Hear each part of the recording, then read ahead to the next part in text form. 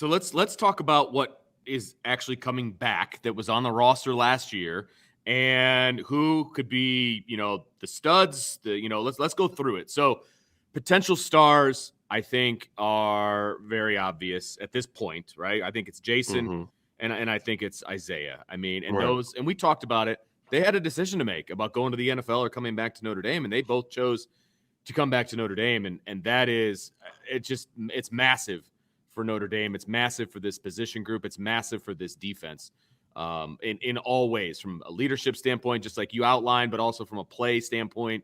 And if they can up their game from a playing standpoint, I mean, it's going to be a lot of fun. I think to be a great D-line, you need stars, right? And you need stars to play big in the biggest moments. And that is something that I liked about what Jayson and Isaiah did this year. I felt like they were at their best in big games. You think of Isaiah's strip sack against Cincinnati that got Notre Dame if he doesn't have that strip sack, Cincinnati's in Notre Dame territory driving up 17-0. Yeah. That game could have got real ugly if he doesn't make that play. You think of the Fiesta Bowl where Oklahoma State's getting ready to score and it's about to put the game away.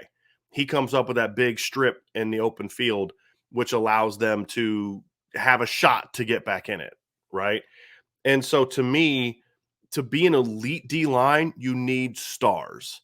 And for Jayson and Isaiah, they both were really good this year. I don't think they were stars.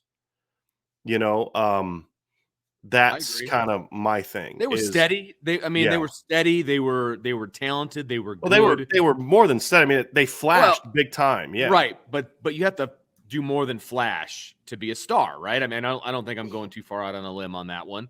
But, I mean, they were guys that you could count on in a very positive way, and at times they were dudes. But in order to be a star, I think you need to be a dude more often than they were last year. That's all I'm saying. Yeah. There's an area for them to raise their game, right? To make them because stars. To me, I don't think they were steady, and I think that's the point. Okay, it's not. I don't want just the wow, you were great here, but you're great more often. Right. But also your lows are higher. Like, I don't want steady. I want dynamic. Right. That's what I'm getting at.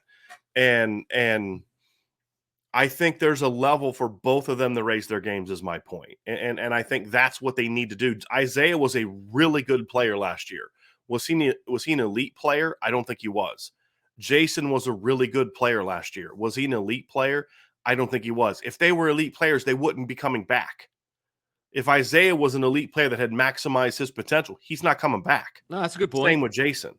So I do think there's another level for them to take their games, and that's what they have to be hungry about is okay, yeah, I was really good last year, but I didn't get the feedback I wanted from the NFL. Have that little bit of chip on your shoulder. People think Aiden Hutchinson is better than me. I'm going to show you, right? Like, I'm not trying to say he's better than Aiden Hutchinson. I'm just like, that's the mindset that a guy like that has to have, that elite player or a guy that thinks he can be an elite player needs to be able to go out and say, hey, I got this, right? Like, no one's blocking me this year, ever. And Jayson needs to adopt that mentality. Isaiah needs to adopt that mentality and both improve their game. For Isaiah, that's enhancing his pass rushing repertoire and continuing to build on the late season run game success he had, because he became a better run defender later in the year, second half of the year. That was something we talked about going into the year. He's got to get better at that. Yeah. Jayson has to start making more plays on the ball. Yes. Super disruptive, hard to block, but doesn't have the production to back up how dominant he is. And that's the thing about it is he needs to be more just, I'm going to dominate, right? And domination can't just mean being disruptive and forcing early cuts, but getting his hands on running backs, on quarterbacks. There's no reason Jayson Ademilola shouldn't be 10-plus tackles for loss next year. He was at 7 this year. There's no reason he shouldn't be over 5-6 sacks next year. He was at 3 this year. Those are the things that we need to kind of get into. And I think, I'll piggyback off of that about Jayson. I think the defensive line as a whole needs to do a better job at finishing around the football. There were a lot of opportunities that were missed in the backfield this year that could have changed the tides of many drives and then therefore many games. I think that's an overarching problem for this defensive line. And problem is a heavy word, okay, but it's definitely an area that as a group that they can work on. And you're right, from a Jayson standpoint, I agree with you. It seemed like he was being disruptive in the backfield all the time, but he just did not get his hands on guys enough. I'm with you 100% on that. But too many times we saw, and you could talk about the linebackers as well, just were not making plays in the backfield when there were plays to be made.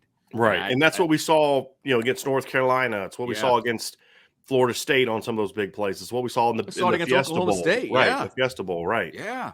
So those are going to be areas where they're going to have to get better. And your two dudes have to be those guys to step up and make those plays. Right. Yes, and that's going to be the key. You force more teams to double team you, force more teams to do those kind of things. Right. And then the thing I'm curious about, and I wanted to kind of get into this, I wanted to bring up a super chat to kind of get into it, is how are they going to be used? Yeah. That's something I'm curious about. Jim Halloran with a super chat. Thank Jim. He says, my biggest concern is will Marcus Freeman insist on playing 3 down when 4 down is your strength with the depth? Your thoughts, please. That's a great question, Jim. And that's where I'm curious to see who he hires as defensive coordinator. Now, Al Washington comes from a predominantly 4 down background. When him and Marcus Freeman coached together in 2017, that was still in Cincinnati when they were still a 4 down team. So I look at it and I say, when you look at what you have on the roster and you look at what you have coming in, Keon Keeley, those are more 4 down edge players. Can you adapt your defense enough to be more 4 down? And if you're going to use and this is what I said all year, I'm okay dropping Isaiah Foskey off the ball and moving him around. There's a lot of value to that. But insert him, trigger him. I don't mind him dropping into coverage every now and then. I mean, sure. Let's not forget in 2015, the last year the Broncos won a Super Bowl, Von Miller had a brilliant season. Him and DeMarcus Ware were, I'm a Broncos fan, so I'm a little biased, but they were brilliant that year. Denver won the Super Bowl because of their defense. The biggest play Von Miller made in the playoffs that year that got him into the Super Bowl was intercepting Tom Brady. He dropped into coverage. Brady wasn't expecting it. He throws the ball. Von picks him off and sets up a score, right? So there's merit to occasionally having him drop into coverage. Not as much as he did, though. That's my thing is, look, put that kid on the edge and let him go. And then if you're going to move him around to trigger him and give teams different looks and different things to worry about. That's what I want to see. And to me, Jim, I think your question is legitimate, is how do they adapt? Because that's the thing is Marcus Freeman brought his defense this year, right? And to a degree next year it's going to still be his defense. But he now knows a lot more about his players now than he did a year ago when he got here. He knows what Foskey can do. Foskey was still a bit of a question mark. And what a lot of people don't know is Isaiah Foskey didn't have a very good spring or fall camp, according to sources. He didn't. Because he's one of those guys just not a practice guy. Yeah. Some guys are like that. Camp, and I was like, yeah. But then the games step up and he's that dude. Yes. So, you now have a body of work of who he is when he's on Saturdays. And that's what matters more. So how do they adjust that? How do they adapt to that? Those are things we're going to know. But there's also things where there's merit to having Jayson Ademilola as a 5 technique, which is more of what you're going to get out of 3 down. So that's why I say there's merit to moving him around.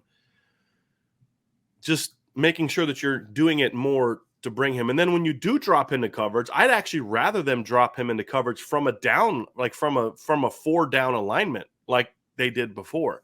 That creates a little bit more of an element of surprise, in my opinion. So those are some of the questions I have, Vince, when I look at these 2 potential stars. Is part of this also is the coaches have to find ways to build around them a little bit more than they did last year.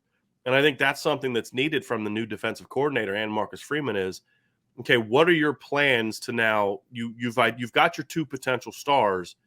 What are you going to do to try to get them to be in more positions to make plays? It's not just about them needing to step up and play better. They do. It's also about you as a coach saying, hey, here's how we're going to use our guys because this is our dude and we need to use him that way. Those are the things that I think are really important to this whole thing. Oh, absolutely. And use is the big one because, again, that's a question mark based on the new position coach and the relationship that Marcus Freeman is going to have with the new defensive coordinator. I mean, all of that. So I think usage is a huge question mark for me, and that's not one that we're going to get answered for a while. I don't even know. We might get a little bit of an answer in the spring, but it won't be a full I think we'll answer. start to see like how they're used, and Sure. we'll see things from, the new drills and new techniques and things like that they're doing. Sure. So Yeah, good point. So let's talk